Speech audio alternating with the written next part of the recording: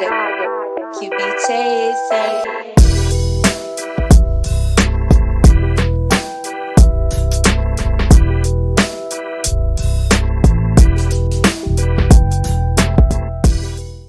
G'day, listeners, and welcome back to another very special episode of the Matter Mentality podcast, where we talk all things training, nutrition, and psychology to maximize your performance. Today, I am joined by another very special guest, this time from the Great White North, the coldest place on Earth that we haven't been to yet, which is probably on our list. Actually, no, you guys are moving, so I don't even think that's going to be on the list anymore. We're going to be Yeah, there's nothing good left in Canada once we leave. I'm joined by the Wellness Pro Queen. No, I'm kidding. By IFBB Wellness Pro and also coach of the Master Athletic. Am I getting that right? I was almost going to say our name, which is Matter Athletica. I was like so close to saying our name. Similar. Oneid, how are we doing, my dear? Thank you very much for joining. And in case you recognize the last name, everyone, yes, she is the better half of the mustached Paul, who has also joined us on the podcast. So thank you very much for jumping on. The better half, the bigger legs, the better looks. I mean, the legs things you probably should at this point. He's catching up. He's catching up. I'm good. It's no longer the Great White North up here. It's warming up a little bit. But yeah, we're getting ready for our move down to the States, which is fun. It'll be a little bit easier for me to compete as a pro athlete down there as well, to travel. But yeah, I'm happy to be here. I'm excited to talk shop, bodybuilding, mindset, all that. So with the move, you guys got like location sorted? Is it like where you're moving to? That's all taken care of? Yeah, so we're going to be in Charlotte, North Carolina, Cool. at least for a little bit, see if we kind of like it. We did spend a couple months in Texas Yeah. last year, which we absolutely loved. Yeah. It's just I like having seasons, not Yeah. necessarily snow, but I like the seasons. Yeah. It's a little bit closer to our families as well. So, I mean, if we like North Carolina, South Carolina, we'll stay there. If not, we'll probably head over to Texas. Nice. We didn't get down to North Carolina though. I want to check it out. Like that, just the rest of that East Coast belt, like from North Carolina down to Florida. Don't know if I'm a fan of Mhm. the hurricanes and that though, but it's worth checking out. None of those up there. It's Oh, really? pretty clear weather, no tornadoes, hurricanes, anything like that. The sweet Or spot of actually, no, never mind. I'm fully lying because literally the NHL team is called the Carolina Hurricanes. So there probably are hurricanes, but the. not as bad as Florida. Yeah. Pretty sure Florida had like four in a week, and Ali's just like, "Yeah, we're fucked." It's like, "Oh, cool. Come see Yeah, Florida." No, I'm pretty good.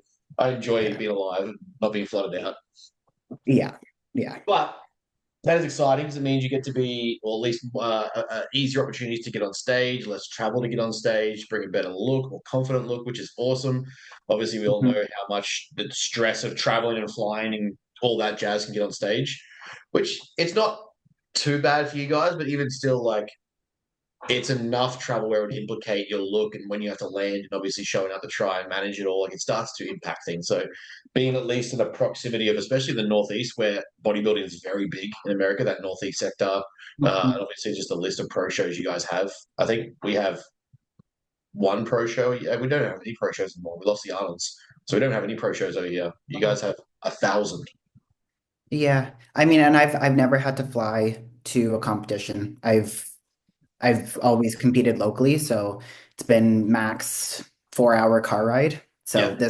it'll be new. I'll have to fly to the competitions that I'm doing, but it'll just be a quick couple hour flight and good to Yeah. go. So less stress on the body, but absolutely travel takes a big toll for So do sure. you have, before we even get into who you are and what you do you have any shows lined up? Have you got a season planned out? I do. So this will be my pro debut. Oh yeah. I'm planning for first weekend of September, which is going to be heart of Texas. Hmm. And then it's just kind of like depending on how that goes. If everything goes well and my body's in a good spot, the next weekend we'll probably do another show over in Arizona. So I will be starting prep in about 8-ish weeks, Oof. which Excited? is I am. I'm getting to that point where I'm feeling ready to diet Yeah. again. Yeah. And it's been a nice long off season. I Yeah. haven't had to do like any cuts or cleanup phases throughout. So I handled it all really well and was able Yeah. to just grow nicely over the Nice. past, how long has it been? About like 10 months now. So I'm confident I'll be able to bring like obviously my best look and a great look to this. It's always exciting when you know that the show, like the season coming up, you know that the look is going to be better.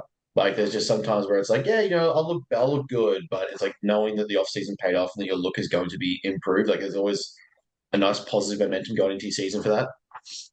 Yeah, well, I mean, a big part of it, like based on your last competition, like if you know that you need to improve a Mhm. lot, take the time to grow and make those improvements rather than just jumping into competitions and you're just delaying that Yeah, progress that could have been made if you just made your off season an extra 4 or 5 months longer. 100%. That's yeah. We'll get into all of that. Is are you still with Austin?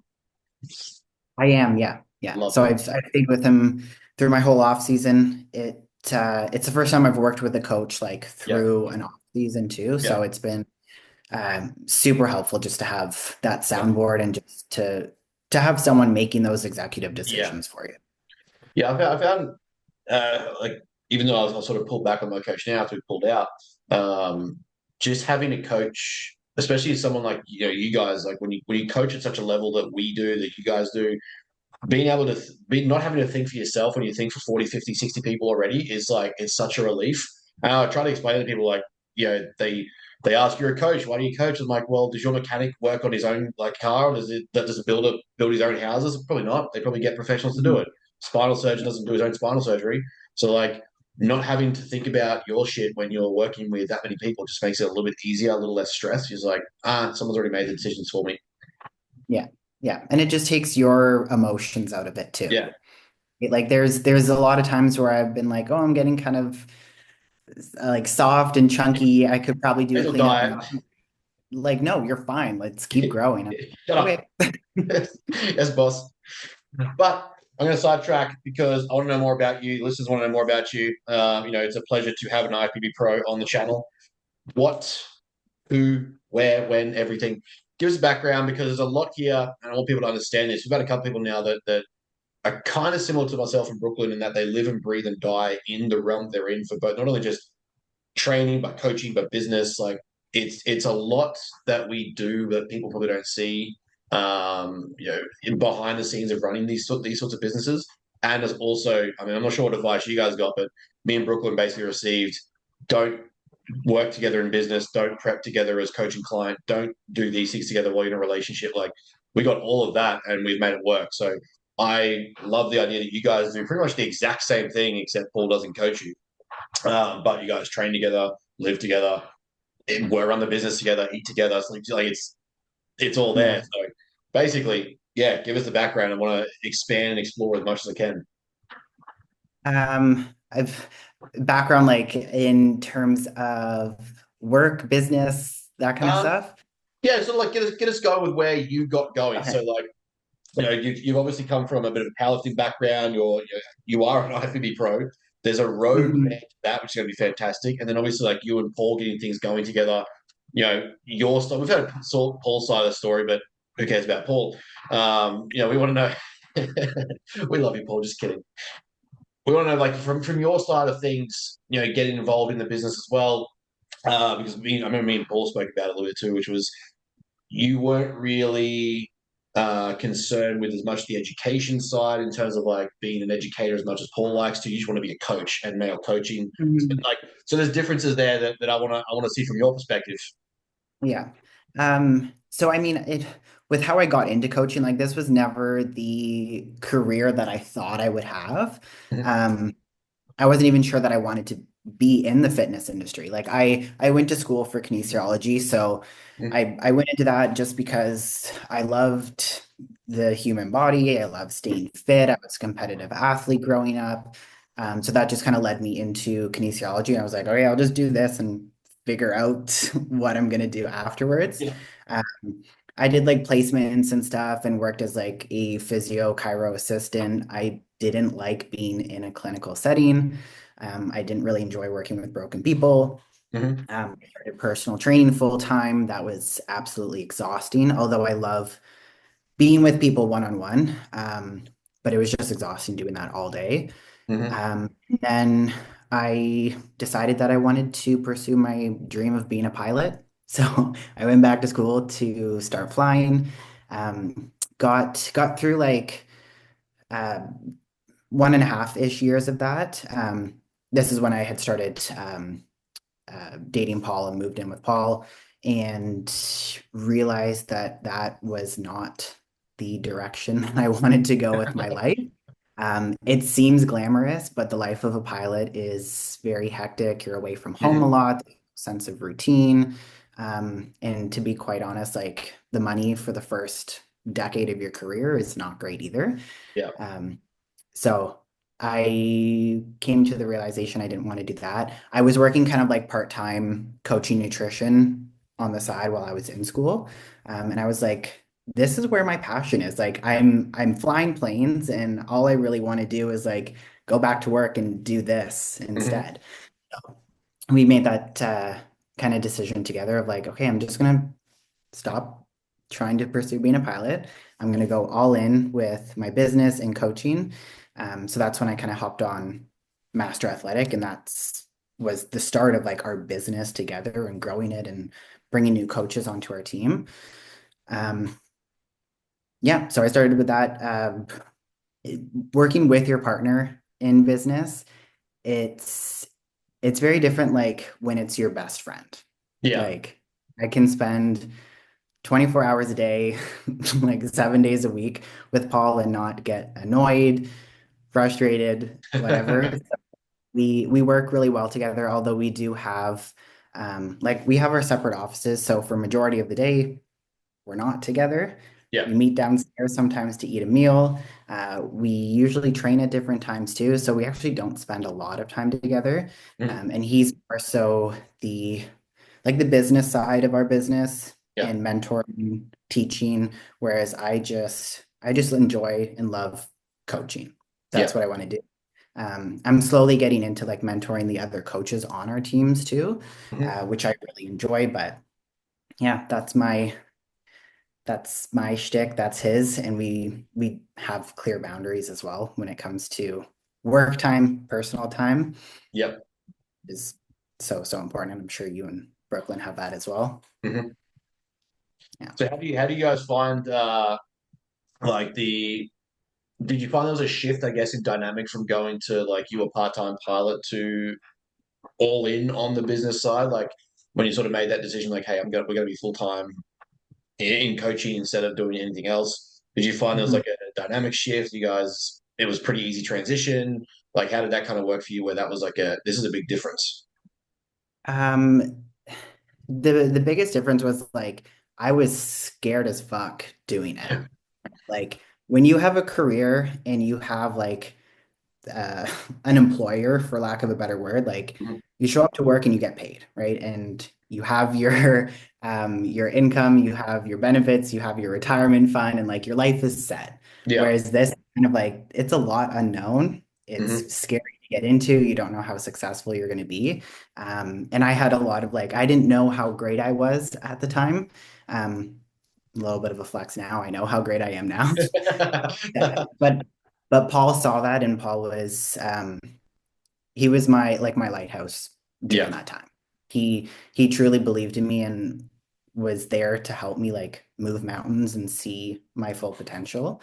So I am eternally grateful for him. I don't think I would be in the position that I am now without him and his support. So the dynamic between us, like it only improved because I was home more, and now we were starting to grow this thing together, like the two of us. Yeah, that's awesome. I think it's yeah, as you said, it's like with the right person, it's a lot different than the way people sort of perceive couples in business. Like if you're at each other's throats and there's friction, you have arguments all the time or conflict, sure, like it's never going to work. Even for the relationship, let alone business. But when you're able to recognize that, like your other person is supposed to bring out the best parts of you. And in amongst a business where there is chaos and stress, like yes, it has a chance to make things harder, but that also has a chance to make things better. Like you now get to spend your days working with the partner who's your best friend. How is that a bad thing? Like it should be life building. Like you're building a business that's building your life. Like us, Yeah. like you guys, we're in a business that is our life. We live and breathe it. We don't do much else and love every second of it. Yeah. And I mean, I've kind of ingrained in him, like he lives and breathes business and he's always working. And I think without me in his life, he would not be taking any breaks or taking any vacations. I am very much I want to live my life. I don't identify myself as a bodybuilder Yeah. or a, a coach per se. Mhm. I'm just Olivia, and I have a lot of other hobbies and interests and likes, and traveling is one of those things. So I am always like pulling him to step back sometimes and like enjoy life and slow down, which he definitely needs. And then he's pushing me to continue to work hard and see my potential. So there's a nice balance between the two of us too. I love that. That's great. That's exactly what it's supposed to be. Like that dynamic and structure is pretty much how it's supposed to work with two not opposite people, but like especially in the business and relationship sense. Like it's not supposed to be two identical people doing the same thing. Like there are parts of you that will make Paul better and parts of Paul that make you better. And Yeah, we yeah. both have strengths and we both have weaknesses, and being able to lean into each of those. And also the communication too, where it's like, okay, both of us aren't strong in this point. Let's bring someone else in to help Mhm. us do this so that it's not creating a conflict. Yeah, exactly. And then it just leads to like your business gets better as well. Like I've worked with people in the past where like their personal life leaks into the business. So like if you bring a couple like your partner into your business and it's not sound and it's not solid, it'll start to leak into the business as well. So like having that structure and that setup, it just makes it so much more efficient, productive, professional. And like I said, you guys have your boundaries, your off times. Like it's the structure is there that makes it successful and be able to succeed. And I'm sure just like Paul, you guys will know when it's time to push harder and focus just on business. You'll know when it's time to pull back and go take some time off and rest. I think only just recently you guys were off somewhere. I can't remember exactly where it was, but there was photos everywhere. It was like a Christmas break you guys took. Where did I was speaking to Paul about? Yeah, around that time, yeah. Puerto Rico. Yeah, that's it. There it was. Yeah, I know it was somewhere islandy. I remember just Paul like just telling me he was more shredded than me because he had his shirt off. I was like getting random inbox photos of Paul's abs. I was like, thanks, bro. Now I've got to explain this to my girlfriend. Thank Yeah. you. But that is a perfect transition because, as you mentioned there, your identity isn't around bodybuilding because it is definitely a powerful thing that you do. Like it's not an easy status. Like I think because Instagram makes it so much more accessible, everyone really underappreciates how hard the road to IFBB Pro actually is, and whether it's like I know Dr. Danny, she got it in like her first season, but after like years and years and years of training as a strong powerlifter, built foundations and principles of the lifestyle, she lived it for a long time. Even that's very few and far between for someone to come in first year or first or two second season and get that pro status. It's not a commonality, but I think because of social media, you always see the highlight freaks that step up and do that. But just the journey of going to pro, the fact that you can say that it's not my entire identity and you have other hobbies, I think first and foremost is part of probably why you're so successful at it. Because a lot of the time, a lot of people get caught up in that. That's everything that I am. And if I'm not bodybuilding, I'm a piece of shit, basically. But give us a bit of a background. How did you get to I want to be a bodybuilder? And then obviously looking at like your structure and your shape and going wellness is for me. It's it's a hard road for females when picking a category but sticking with it, knowing that this is what they want to do, and being able to push through the mental hurdles of like not winning a show, maybe not winning the first time, not looking the best that you thought you were going to look, or looking your best and not being better than other people. So there's so much to unpacking around bodybuilding. But how did you get started and go, this is what I want to do outside of the other hobbies that you have? Like, how did that come about? Well, when I first started going to the gym, just to essentially stay fit, like after I finished playing sports, I was just going to the gym to stay fit back when skinny was popular and in. And I would see bodybuilders. I don't know at this point now if they were competitors or not, or just like had more muscle mass and were jacked and Yeah. looked good. But I would see them and be like, holy shit, like that's what I want to do. And I want to put on muscle mass. And I had started training at like a bodybuilding powerlifting gym and was just starting to be surrounded by more of these competitors and people who were passionate about what they were doing. So that was always like, okay, I think maybe I'd like to do that one day, but I just didn't have like a great relationship with food. I didn't have a lot of structure in my life. So I knew it wouldn't have been the right decision then, because I just didn't have those foundations laid down. Mhm. I don't like looking back at that now, I don't know how I came to the conclusion because I was very naive back then. Yeah. Uh, but I'm glad that I didn't jump into one because that probably would have fucked me up big time. Hmm. Uh, so I gave it a couple of years. Like I started to get more serious about my nutrition, my training. I got into like competitive CrossFit, competitive Olympic weightlifting. So I had like a solid 6 to 8 years of Hmm. training under my belt Yeah. before I was like, okay, I think I'm in a good spot to pursue a bodybuilding competition. It was around COVID time, so a lot of the gyms were closed down, and I didn't have anywhere to train Olympic lifting. So I was like, let's do a bodybuilding prep. Like I need something to work towards. I need something to guide me. Let's do this. Let's see how fun it is, how much I enjoy it. Um, First show, obviously it doesn't go as well as you expect to or think Yeah. think Yeah. you're gonna look. But that's part of the process. The first show was just like, okay, do I like this? Do I enjoy it? Do I want to do it again? And I absolutely did. So I wanted to compete again. And that's just kind of just what led me into bodybuilding. And then in like my off seasons from bodybuilding, I would compete in powerlifting for the first 2 seasons. But then once I was like, okay, I'm actually good at this. I can go Yeah. pro and I can take this really far. I was like, powerlifting isn't going to put me miles ahead. If anything, it may hold me back from like that next level in my physique. So I was just kind of like, I'm done with powerlifting. I'm just going to focus 100% on bodybuilding. And this is it, what's lights my fire right now.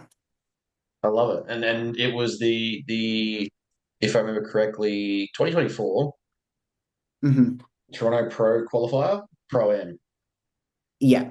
Yeah. Yeah. And Is that's where I got my card. Yeah. so is that what a 4 year I don't want to say a 4 year competitive career in the amateurs, I guess, but like you'd obviously had a lot of background in training first, but there's 4 solid years of competing to get to that status first. Yeah, exactly. So like I think my first competition was in 2021. Yep. Um, just because like things got pushed back a lot with Yeah, yeah. COVID. Competitions where I was getting pushed back. So my first comp was 2021, and then I competed another season after that, and then that third season is when I got my pro card, which is it, and that's early for competitive athletes. Like Yeah.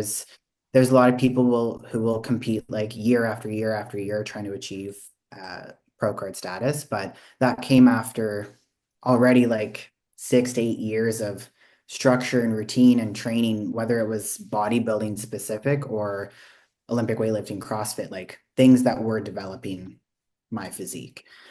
And when I first, like my first competition, I didn't even know what wellness was. I didn't know it existed because I think it had just come to North Yeah. America in 2019, 2020.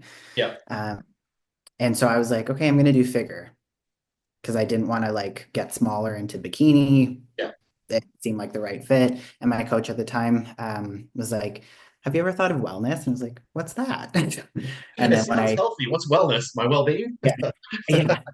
And then so I looked at the competitors in wellness. So I was like, yes, this is Yes. what I want. Yes. Thick legs, Yeah. big bum, sign me up. Yeah, exactly. So I'm glad that wellness kind of came around just as I was starting my Yeah. bodybuilding career so that I could just go 100% into wellness.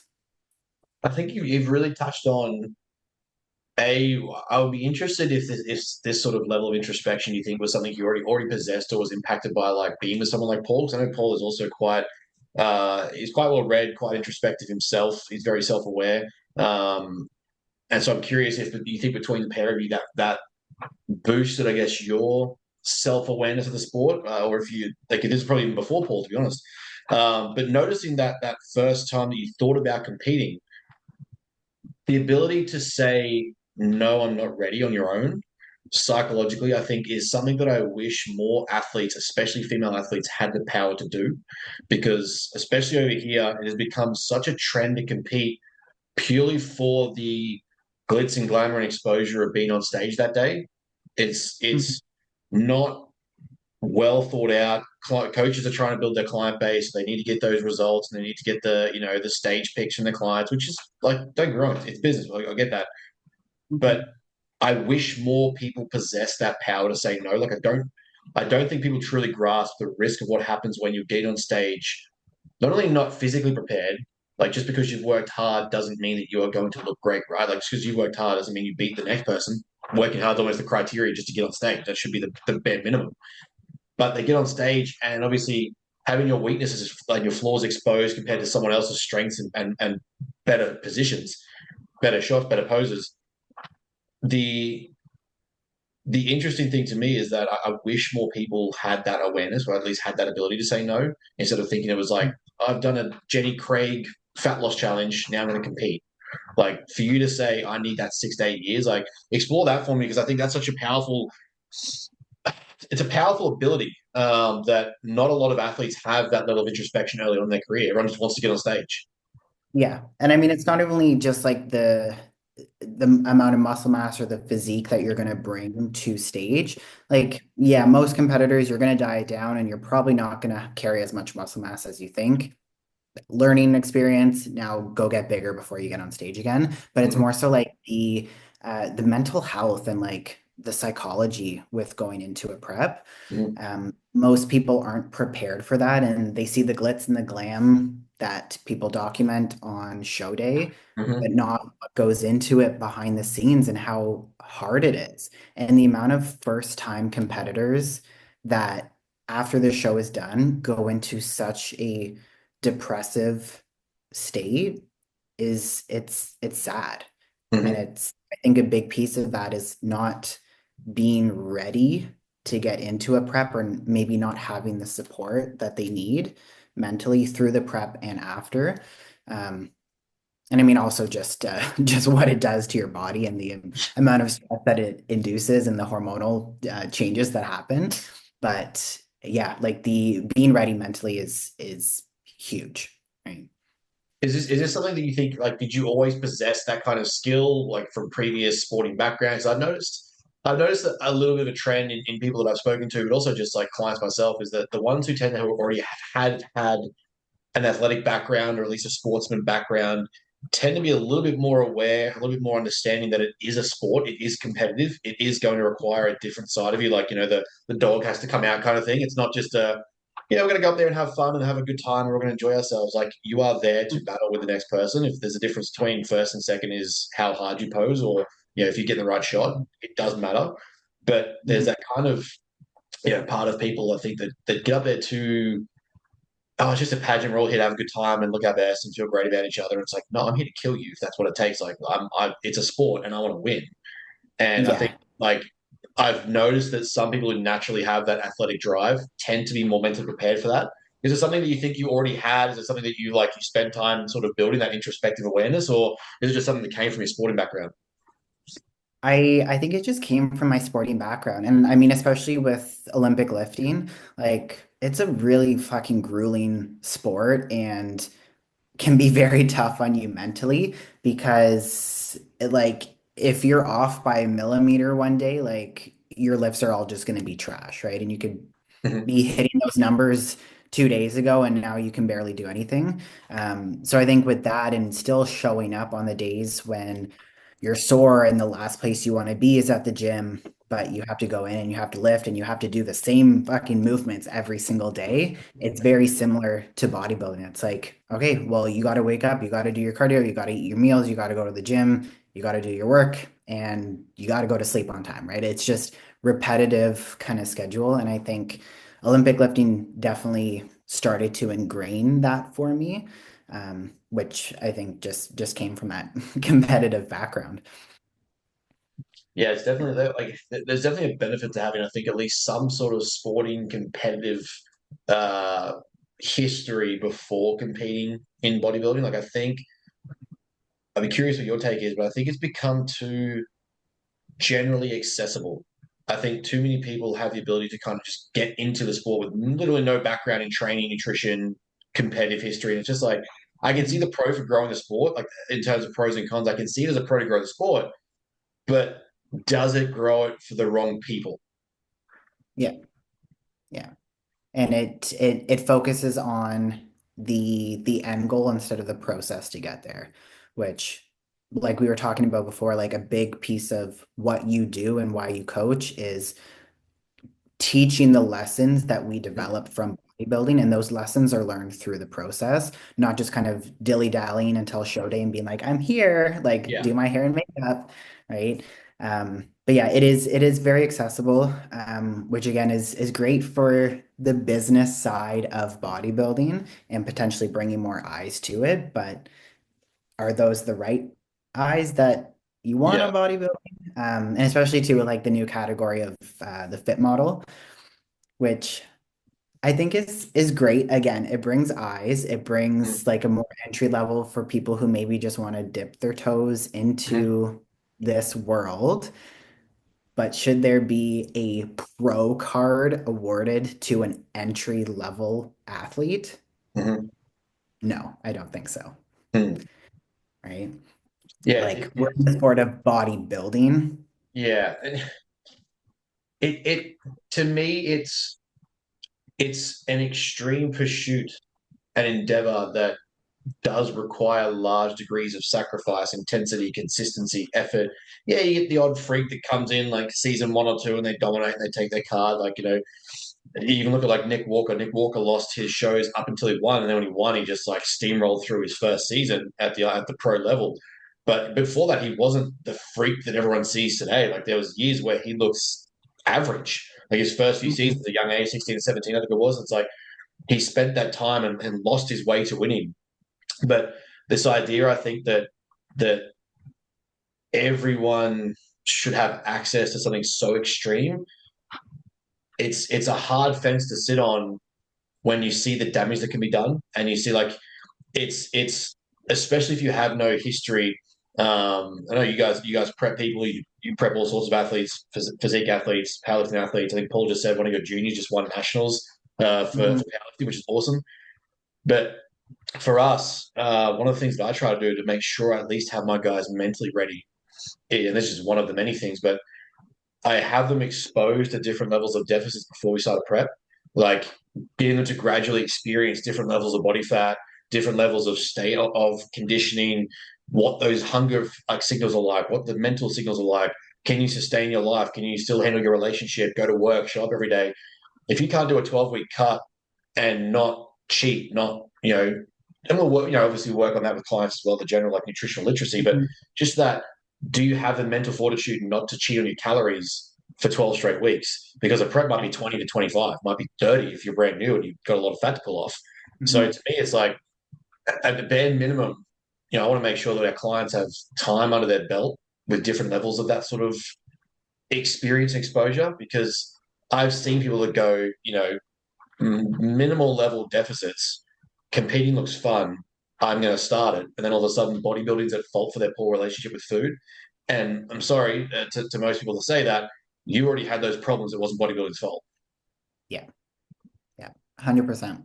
Yeah, and that's exactly why I prefer to work with people well before they decide to compete in a show. Most of the athletes that I've worked with have just started off as kind of more like lifestyle competitive athletes. Yeah. Like they train hard, they work hard, And after like a couple years of working with them, and I know that they're in a good spot with their structure and the routine and the way they view food and their relationship with food, and they propose the idea of competing, I'm like, yeah, I think you're ready. And if they've had a successful dieting phase, then yeah, let's do it. If not, let's just do like a practice prep. Let's get you Mhm. lean. Let's see how well you respond to it physically, mentally, and then it'll give us a good idea of how a prep is actually going to go. Yeah, over in Australia, it's a very big trend with the good coaches. It's a trend of like doing practice photo shoots, like, and Mhm. I've always recommended for the average, especially for females. I know, like in Australia, it's really big with like getting on stage, then going straight to like the lingerie, but do a photo shoots and that sort of thing, which is awesome. Go do that, but you're getting on stage not even in a condition because you've been cheating on your diet, and then you're going to go do photos, but you don't even like look good in the photos, and then you don't Mhm. actually you realize like being on stage you didn't feel good because you didn't actually handle the prep. You just got on stage. They're very different things. So for me, like one of Yeah. the things that I push is like if you're unsure of if you can handle that level of condition or just sticking to diet, getting lean, why don't you Mhm. just do a 12, 16-week photo shoot prep? You don't have to share those photos with Instagram. You can give them to your husband or your partner or whatever. But like that gives you a greater proxy of understanding to what a prep is like. Because I usually say that, a photo shoot level condition, if that's what you're genuinely aiming for, a good prep starting point, you're probably at least another 8 to 10 weeks away from being on stage. Mhm. Yeah. And what you said there about like by the time that you get on stage, if you've been like cheating on your diet or whatever, that look that you're gonna bring, the happiness and like the pride that you're gonna feel on stage isn't gonna be there 100%. Like, and even with a photo shoot too, like if you haven't been able to follow through with the expectations that you set for yourself and you go into that photo shoot feeling bad about how you handled things, you are not going to like those photos because you're going to associate them with Mhm. not believing in yourself, not trusting yourself, not following through with your commitments. My first prep was not great, kind of typical, like didn't necessarily have the right guidance or expectation of how hard it was going to be. Mhm. My show day was like it wasn't fun, it wasn't great because of that reason, right? Yeah. Versus my last prep where it's like come show peak week, show weekend, like the best time ever because you're showing up as the absolute best version of yourself when you put everything into that prep and now you get to showcase it. Like it's a completely different feeling going into it. And do you think look, I pretty much already gathered the answer. I think it's important that that listeners hear this. Is do you think win or lose that last prep, everything up to that point to the show day that you just described, how perfect it was, the progress, how hard you worked, everything's to a T. Regardless Mhm. of winning your pro card, do you walk away feeling the same way? Oh yeah. Yeah, absolutely. I had that conversation with Paul and Austin at the show. They were kind of asking me like how I was feeling. I was like, honestly, like I'm scared of the disappointment if I Mm. don't win, but it's the outcome isn't really going to change here. It's not going to change how I felt about how I pursued this prep, anything that I would have done differently because I did everything right. Mhm. Right. And I put 100% into it. There's nothing that I would have done differently. If it came stage time and the judges liked the other girl better, then it is what it is. I know I would have known my pro card was there. It's just a matter of trying again in the next season or the next pro show that was going to come up. Yes, Right. I think again, like I already knew what the answer was going to be, but I think it's important that people understand that is that in the process of competing, if you only set the terms of success or happiness as getting the pro card or winning the overall or winning your division, there's so much that's lost in what bodybuilding has to teach and has to offer. And Hmm. I think like describing just seeing the awareness of difference for yourself between show one or your first ever show to like to the season of getting a pro card, not even the pro card itself, take that out of the equation. The Hmm. differences in tone, excitement, in pride, you can see it and hear the way you talk about it. I know it's exactly the same way, but the difference in the two, I think you need to really understand that is that it wasn't that you got the pro card that made it so fulfilling. It was that getting up on that stage, there was nothing else left to do that Yeah. that put it in your hands. Everything else was it's now outside of my control. I know that if I wake up tomorrow with or without the pro card, I have done everything possible to get here. And that's where I think a lot of people go wrong is they set, like if we look at the literature, outcome, process, performance goals, bodybuilding is so glamorized as an outcome. And that's where I think a lot of people go wrong in the preparation, the lead up, the development. It's like, oh, I'll start my process 20 weeks out, not realizing that yourself, me, Paul, bodybuilders in general that tend to start doing well, we've lived this now 5, 6 years straight. And Mhm. as a first time, the mistake we keep seeing and keep making with people is, oh, you want to prep? Let's do 20 weeks time from now. You've never been coached before. You've never tracked your food before. You've barely trained to a proxy of 5 RAR. You don't even really Mhm. know what failure feels like. You don't know what soreness feels like. You don't know what diet feels like. You've done a New Year's resolution and cut out some carbs or cut out sugar, sure, and you struggle with that. But Mhm. then you just think this outcome is bodybuilding is going to change my life. It Yeah. has the potential to do that. I've said 100 times, I think bodybuilding for me is the vehicle to which I deliver high performance coaching. It is a high performance pursuit, but it also has the absolute potential to fuck your life up. Yeah. Yeah. Absolutely. I think if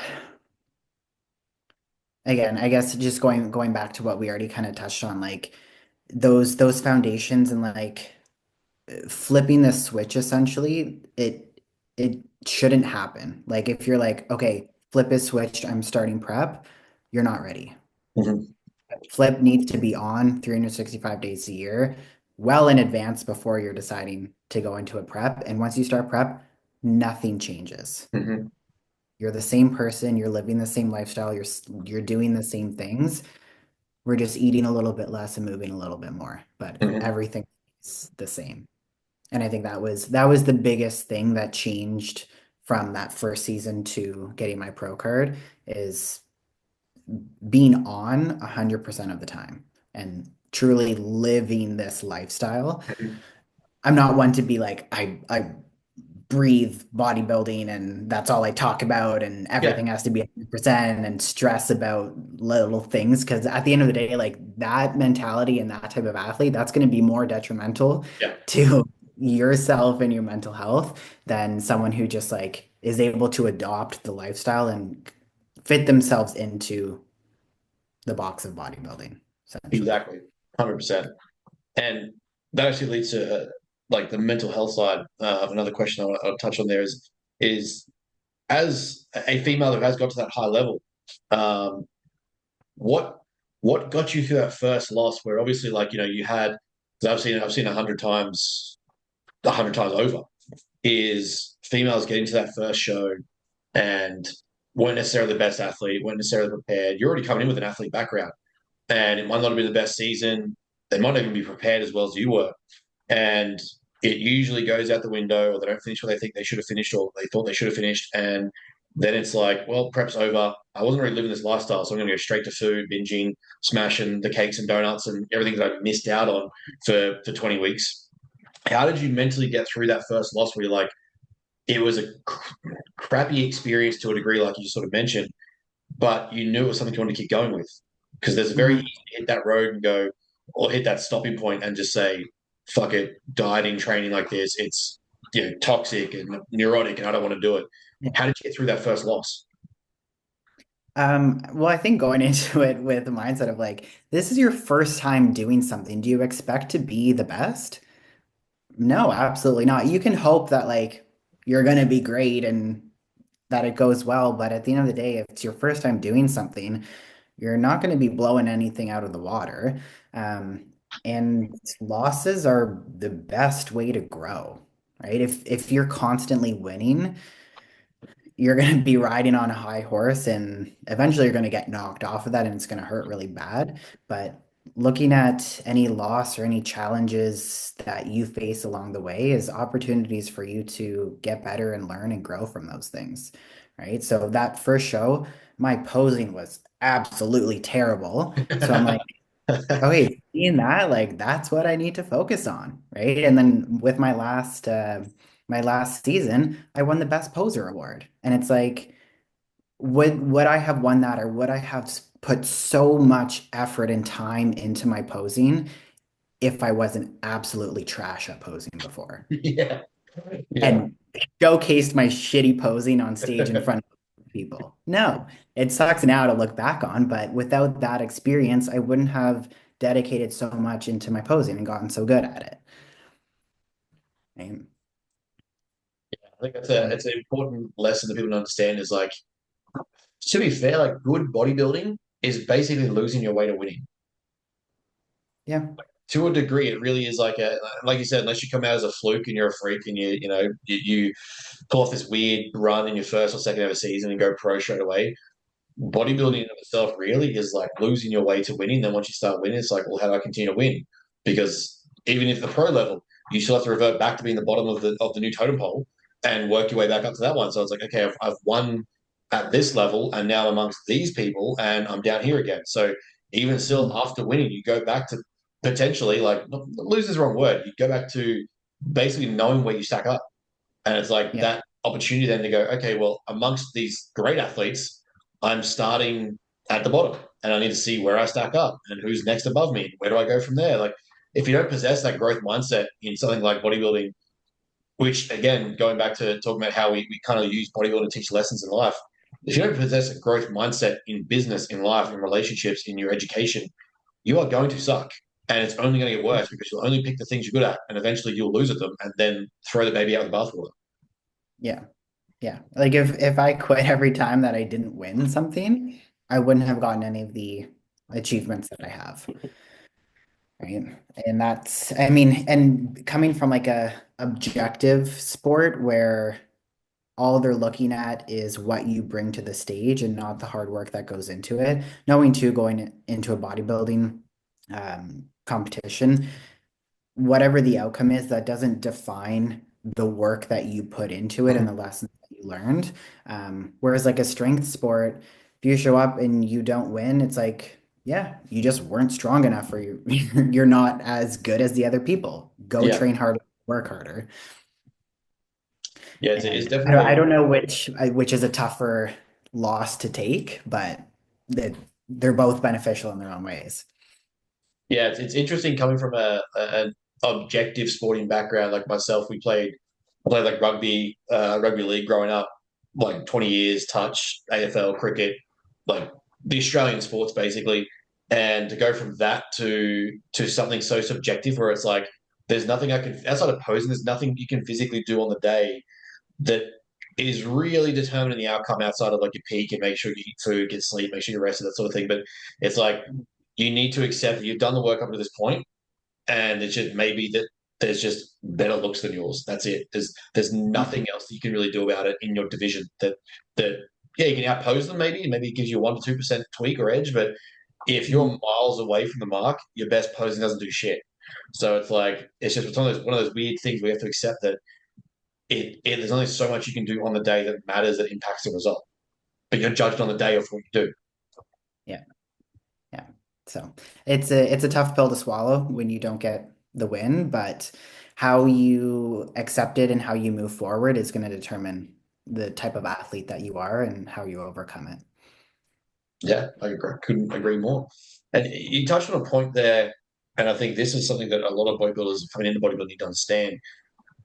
Is you touched on before that you don't define yourself by bodybuilding, and one of the things that we teach a lot of is like around identity psychology, personality psychology. Is people that tend to be overly stressed, to me, overly neurotic, overly worked up, tend to make bodybuilding the foundation of who they are. It's like it's their all-encompassing being. Like this is everything to me, and you're a loser if you don't live, breathe, and do this and live in the dungeon. You have explicitly said that there is more to you. It's almost like there is less that you want to talk about bodybuilding less if you could, and you'd have so many other things going on. Hmm. What are some of those things that get you away from bodybuilding that you realize like I need to be, I guess, out doing other things that I'm not just obsessively stressing about bodybuilding? Well, honestly, like having friends, like my closest friends are not bodybuilders. They work out recreationally, they're fit, but having like my close circle that isn't in this lifestyle is so Mhm. nice because if you're always surrounded by bodybuilders, like all they fucking talk about is bodybuilding. Did you see this person? Did you see this competition? Whatever. And it's like, I don't want to talk about this anymore. So having some friends outside of that circle brings me back to like real life. Yeah. Um, but like traveling, I love food. I'm such a foodie and being able to experience different things and living a life outside of the gym. I think I guess like my second season, um, or no, or they were back to back. So, and they were in September. So anyways, prepping through the entire summer. And by that next year, I was like, I do not want to spend my entire summer in the gym. Mhm. Like, I want to go hiking. I want to go do things. I want to explore and live my life. And it's so, so important to separate yourself from the gym and from that identity and from bodybuilding once in a while. Like there's during prep, yeah, you have to be 100% in. There's Yeah. no missing sessions cardio. But outside of that, like be a human, be a normal person. Yeah, I find it funny. Usually when like I'll run into people or meet people, they'll just come to me straight away with like it's always like they feel like they have to explain their life to me for not training or not dieting or like oh Mhm. what's your advice on this? I tried keto once. I'm like I don't care. I don't want to talk to you about unless we're in a consult and you want my help to get you. I'm like I don't. You what the fuck you want. It's got no implication on me, and I'm not judging you. I Yeah. don't care. I mean, if you sit there and tell me about how keto is the best thing ever, or like a low carb diet is going to save your life from cancer, I'm gonna be like, well, you're an idiot. But if you're just like we're just existing. What else is going on? Tell me about your life. I don't really like. I do this for Mhm. a living. It's the same thing if you're a carpenter. We just sat around talking about wood all day. Like Yeah. I would like to be involved in a conversation that isn't just about this. Like when I go to campus or I catch up with people that I haven't seen for a while, they they don't realize how much of a nerd I am about other things. Like I game, I collect Pokemon cards, I collect Jordans, like things that are so different to bodybuilding. But Mhm. the first thing people associate with me is being a meathead. That chicken and broccoli, lift weights, blah blah blah. And I'm like, there are They so think that's many other all things. you do. It's like and like I'm don't get me wrong, like you, I get excited by food. I love off season where I'm like my calories are high enough. I can go out and just try foods and not feel any sort of way about it. I'm not trying to sneak it in. It's like I just have the calories for it. Everyone just Mhm. associates like bodybuilding with like, oh, so you're off diet yet? You're on chicken and broccoli? I'm like, I eat chicken and broccoli every day, but about 100 different ways of doing it. Like I love mixing up my flavors and my foods and my tastes so that I'm not bored. But it's just like it's Mhm. just funny how you meet people and they hear bodybuilder or like physique or like coach, and it's like instantly the conversation has to go to, oh, what do you think about this? Or like, can you help me with my program? Or I want you to get back into the gym. If you don't want to train, I don't care. Like, live your life. Let's talk about something else. Yeah. Yeah. And immediately think that we're robots, which is Yeah. like far, far from the truth. But that's such a like powerful thing with clients that you Yeah. coach to show them that human side of you. And Yeah. they don't need to justify, oh, I couldn't get my training in today because my something with my kids came up. It's like, that's fine. I don't expect you to. Like Yeah. we're all human. We all make mistakes or not mistakes, but like life happens and things come up and you don't have to live and breathe and die bodybuilding or being in the gym. How do you find, and I guess just more of that coaching front, how do you find, like, because I have, a wide diversity of clients we have, just like I would imagine you guys do as well. Some people who are just simply like, we're more like working on lifestyle, behavior change, habits, systems, and they'll see me miss nothing, and like I'll share about that, like how I built up to this. Like I always am as transparent as I possibly can be. But do you guys get like those clients where they think because you guys set such a high standard that if they've missed that, they're under the mark, and it's like you have to kind of convey like you are not a bodybuilder, you are not an elite athlete yet. It might be something we work to in the future, but my expectation is progress, not perfection. I've just progressed far enough where my day looks like perfection to you because I've done it for so long. But it's Mhm. just interesting how like we as almost like the role model for the people that we lead sometimes have to realize like we might be setting an unfair expectation here. Like the expectation is, yeah, work to that standard, but people might start up with us today who haven't known us for 5, 10 years and gone, Mhm. this has been a journey you've been on, and it's taken a while to get here. All of a sudden, you look perfect to this person because you haven't missed a box. And it's like, yeah, I'm sharing the present experience, but you haven't seen the 10 years. Ease off on yourself. Yeah, yeah. And I mean, a big part of why people choose to work with you or choose to work with me is because they admire us and we are role models and we're authority figures for them. And some people will come in and think like, these are the expectations and I have to be like you if I want to look like you. And it's far from the truth. And having that conversation with people of, what are your expectations and what are you able to do right now? And how can we make that happen? Right? Like Paul and I always say, like a big motto and piece of us as coaches and our team at Master Athletic is if our clients can't follow the plan, that's our fault. Mm-hmm. Right? We are responsible for finding a solution and meeting them where they're at to help them reach those goals in like a step-by-step manner. Right. So, like, someone may come in with super high expectations. They don't have the tools and the strategies and the Yeah. knowledge and the time or expertise to be able to reach those expectations. So, meeting them where they're at and starting to build that trust and the foundations to be able to get up there. Yeah, I think like an example, a really extreme example I'll give a client is like, if you bought a property and started to build a house tomorrow, would you expect that you nail being a builder the first time?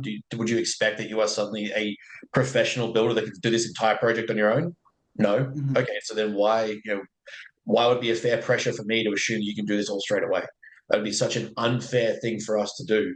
Where it's like to get to the if you wanted to get to the status that I'm at, or the standard that I'm at, you have to look at, well, I've lived and breathed this for a decade now. And I've Mhm. done different levels of high performance sport. I've done different levels of high levels of sport. That's just culminated me now bodybuilding. So like Mhm. to think like, and again, this actually just put a great question out of my head. Do you find that when you went pro, people started just assuming that you were their coach, like you were the coach for them, or like I've got to come work with Olivia because she's now an IFBB Pro. Like I've seen a lot of people who turn pro. I'm not saying you did this, but they use that as like their marketing. It's like I work with a pro because I'm a pro coach because I'm a pro athlete, not Mhm. realizing like you're actually going to probably be like what makes you a better coach isn't that you're a pro. Like it's just that's just your thing. But it's like I Mhm. see it get used a lot in our sport where it's like I'm a pro bodybuilder. I'll be you a pro coach. It's like that's you Yeah. set people up the wrong way there. The the amount of pro athletes that I've seen that are really dumb and have no idea how to coach or Yeah. know anything about coaching or people or even how they got to where they are is beyond me. Like I'll watch like YouTube channels of some pro athletes and I'm like, what? Like what are you saying here? That literally that's actually wrong. Um, and they're coaching people. So it's not a matter of like what they've achieved or having a pro status that makes you a better coach or more knowledgeable. And I wouldn't say that I've coached more athletes or like anyone came to me because I am a pro. I think it does add another line to my resume just as an accomplishment. Um, but yeah, I think it's more so like my current clients that I was with when I turned pro is just another reason to be more proud of me and proud to be coached by me. How did you feel? How did you manage like coaching during prep? I know like when I've done my preps, I've usually given clients like a notice. Like if you see anyone listening, you see my video, it's on my Instagram page where I pulled out, and the first thing I announced is that the what was required and the plan that my coach had in place to try and make up for where we were quite behind, was going to Mhm. get me to a level of functionality in life that I just could not accept because it would basically take me away from being able to deliver to my clients. Like it was 11, 10 weeks of like 50 grams of carbs at 100 kilos, cardio through the roof every day, like to try and get the fat off as well. It wasn't budging, weight wasn't moving. I had to pull down like 8 kilos in 6 weeks to make weight, just make weight, not even be in condition. So to me, Yeah. it was like what was required to get there for my cutoffs and my timeframes was absolutely going to lead to the implication of my clients, my work ethic, what I could deliver for them. And that to me is just something that I cannot abide by, accept, or live with as a coach. Is Mhm. like I'm not going to allow my personal endeavors to be a thing that costs people that are paying me money and trust me. How do you manage? Because we all know prep will be hungry, you'll be tired, you'll be sore, you'll be exhausted. How did you find prepping? Do you pre-prepare your athletes and your clients like, hey, I may be a little bit more tired, I'm still available? Was it like, hey, don't talk to me? I know the answer to that, but what's that? What was that sort of process like? I've seen client coaches that are like, don't talk to me for 4 weeks, I'm in prep, and it's like, what the fuck are you paying for? But how did you handle that conversation to have your business, to your clients, your team prepared for that? Well, beforehand, like before things started to get really hard, so I think it was still about um, 4 or 5 months, I guess 4 months out, I stopped onboarding new clients. So I was like Yeah. cutting my roster here, not taking any more because if I keep adding more workload, it's only going to make things harder for me. Mhm. And I am very proud of the level of service that I give my clients, and I don't want that to dwindle at all, Yeah. regardless of what's going on in my life. Like even when Paul had his injury and we were in the hospital, I was in this shitty hospital chair, cooped up in the corner on my laptop, replying to check-ins on time. Everything was delivered on time. I still communicated with my clients like, hey, this is going on. I may need a little bit more time, and everyone was so overwhelming like support through that, but I still get my work done. So yeah, I mean during prep, like get your shit done. And if you're not going to be able to handle the amount of workload, then cut it down. Stop taking on new clients, and make sure that you preserve your energy. And I think it was only because I did two shows back to back that were 2 weeks apart. Mhm. It was only the peak week of my pro show that I did like an abbreviated check-in week. Yeah. So in our terms of service, we have two full vacation weeks, two abbreviated weeks, which is instead of a Loom video, we're just doing like a quick text update, like here's your changes, answer a couple questions, good to go. So I Mhm. did that on my peak week. Everyone's taken care of. Everyone knows I'm competing. If I needed more time, I would ask them for it, and they'd say, "Yeah, no problem. I'm fine. You can respond to me tomorrow. That's good." Right? But that communication is huge, and because I expect that back from my clients. Yeah. If they're running late, let me know. Let me know Okay. when to expect your check-in. And if I'm Yeah. running late, I'm going to tell you when to expect my check-in.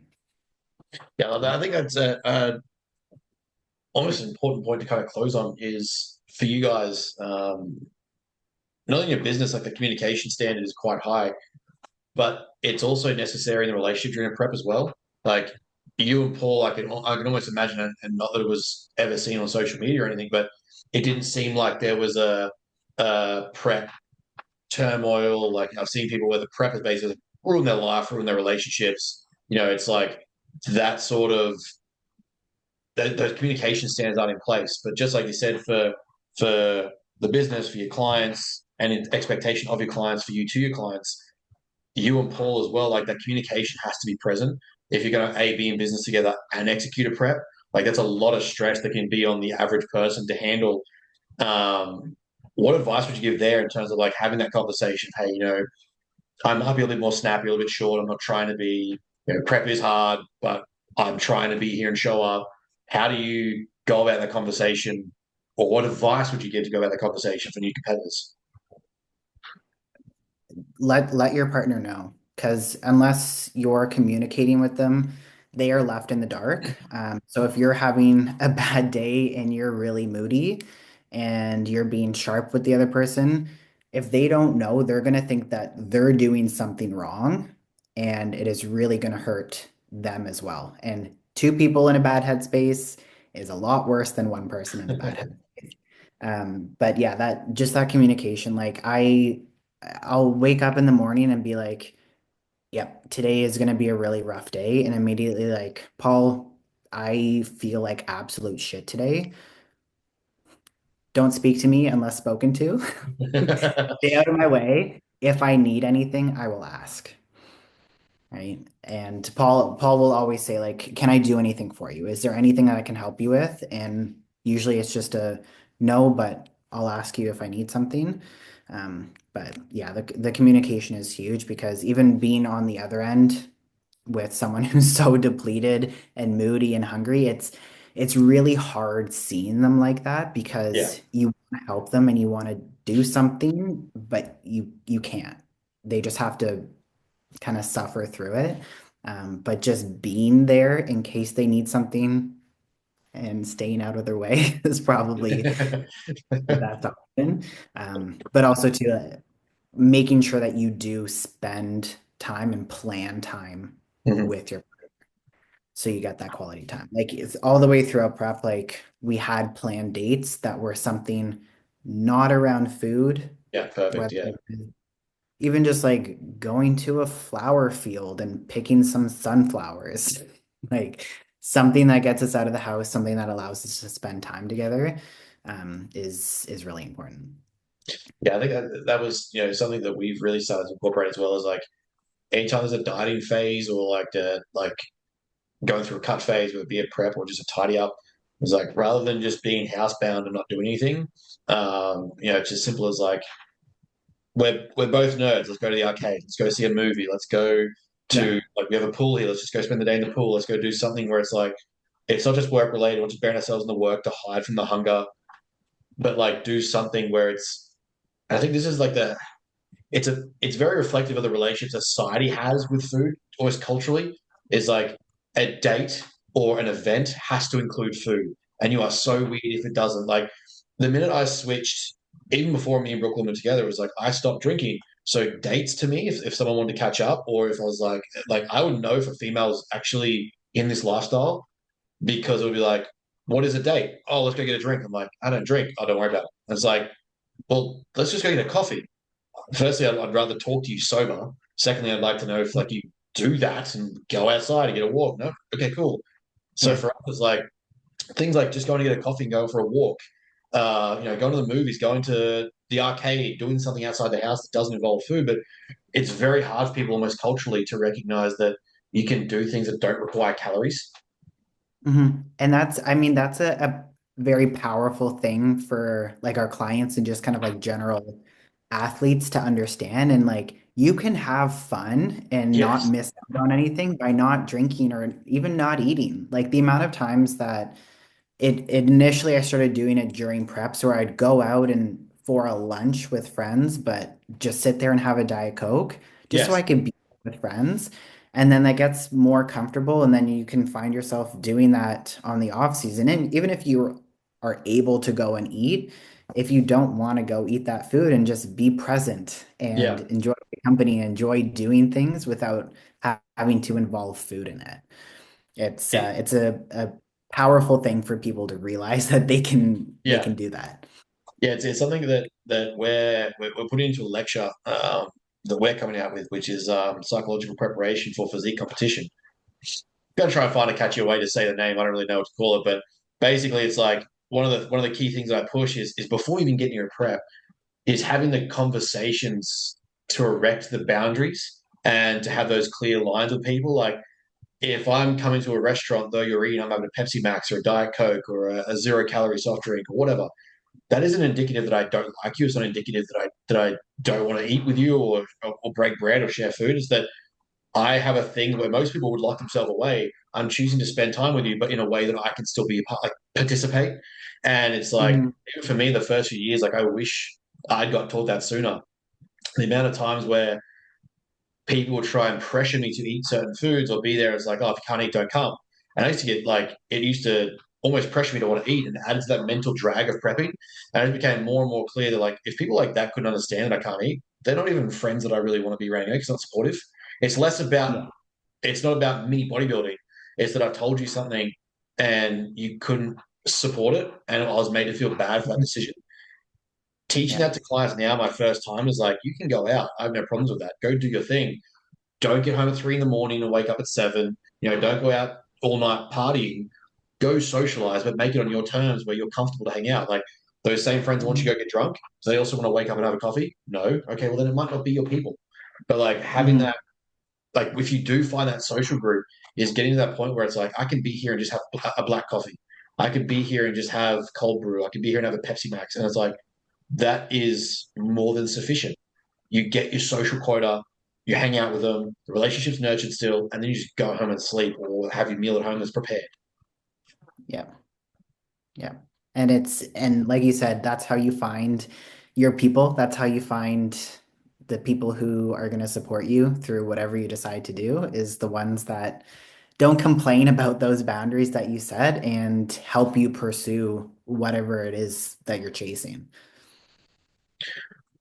Last final question, because it'll probably just be a little bit of a long-winded rant anyway, but what's some advice you would give? Like you've been now through like the business side of this game, the physical, like the actual competitive side of this game, done the first show through to your pro card. What would be some advice you would give in a way where someone's actually, like we've already talked about, process, performances, outcomes. What is some advice you would give that someone's learning from their first prep, but having the best experience with their first prep? Like you want to like obviously go in, you're gonna fail or go in and like don't expect to win, but what would be I guess what would be advice to you, to your former self, to that first self that did that first season to make it a better experience, to have lessons to learn from it and actually walk away from it, be like, make it a fun experience as well as educational, rather than obviously having to go through the suck just to learn those lessons. Communicate with your coach and find a good coach that you trust and you know that you can be vulnerable with. Because the hardest part of going through a prep is being left in the dark and not knowing what to expect, or not feeling safe to communicate when you've fucked up. Um, and yeah, and having that voice and that feedback to be like, hey, like this is a normal thing to be feeling.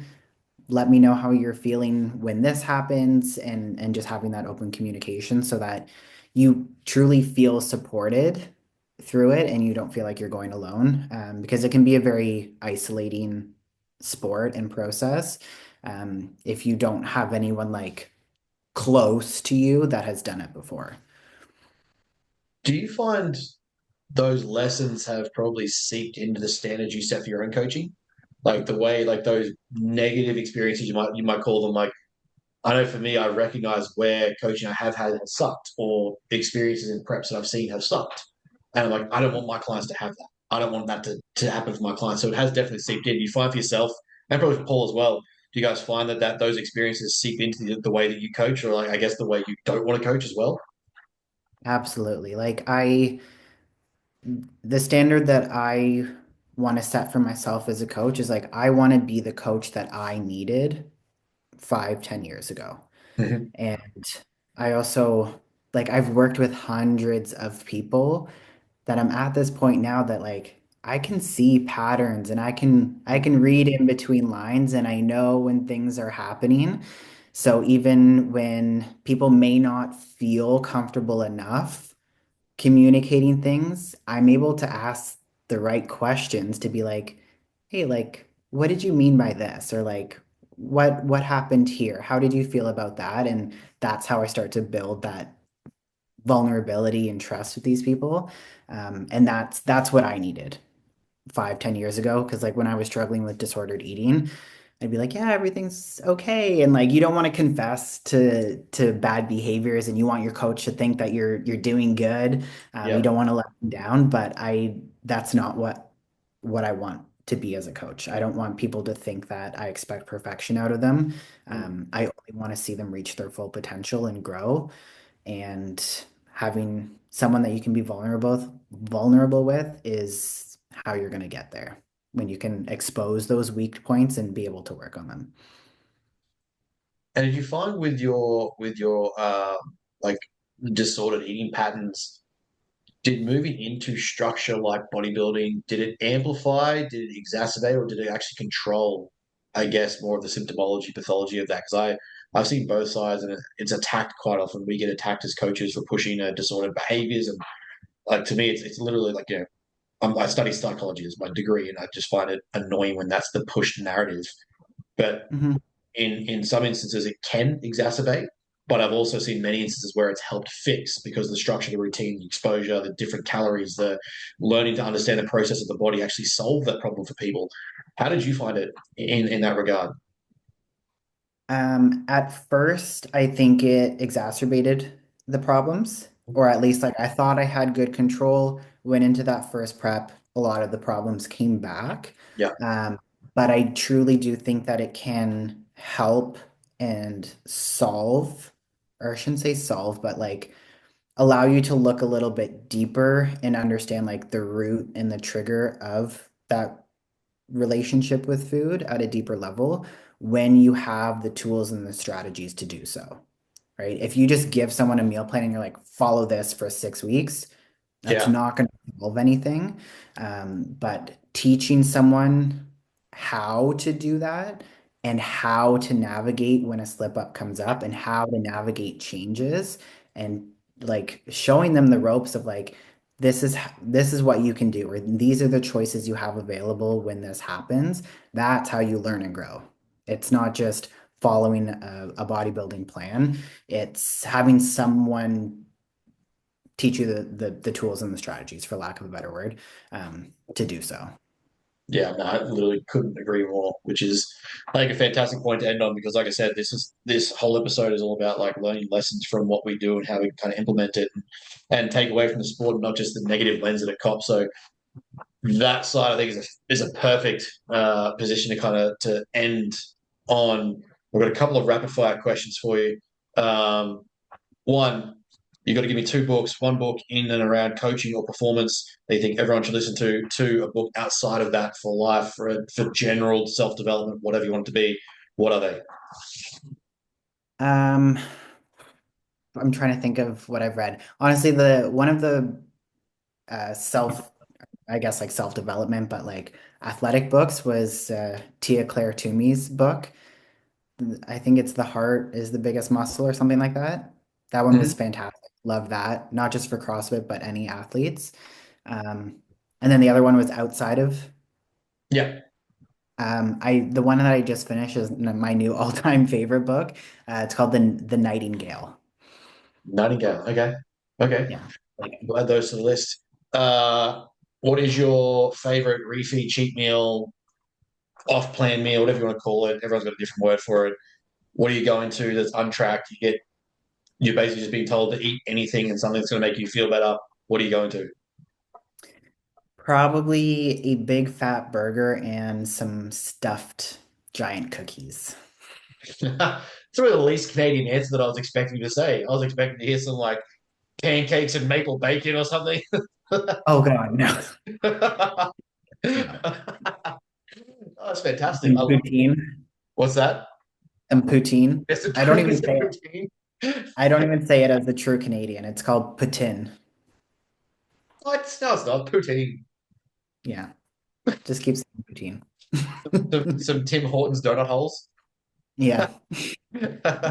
um, Last but not least, where do we find everything for you guys? We'll put it all below and make sure that everything is linked up accordingly. If you have anything coming out that you want to share, please let us know and we'll put it in there as well. Yeah, you can find our team website, masterathletic.com. My Instagram is Olivia X Oneid. And I think that's about it. You can find like everything else is linked to my Instagram. So YouTube channel, discount codes, things like that. The Master Athletic site, coaching application inquiries, all that is on Instagram. Lovely. Thank you very much for jumping on. It's an absolute pleasure to learn from the best. Guys, obviously, if there's anything you do want to message her or ask about, please go do so. I'm sure she'll be more than happy to answer at reasonable times. Thank you very much for jumping on. I do appreciate it. Thank you for opening up your brain as the wellness pro queen. Thank you for having me. Honestly, like if a conversation like this helps one person, that would just make my heart happy. So thank you for having me. You're most welcome. Love it. Thank you very much, guys. We will speak to you later.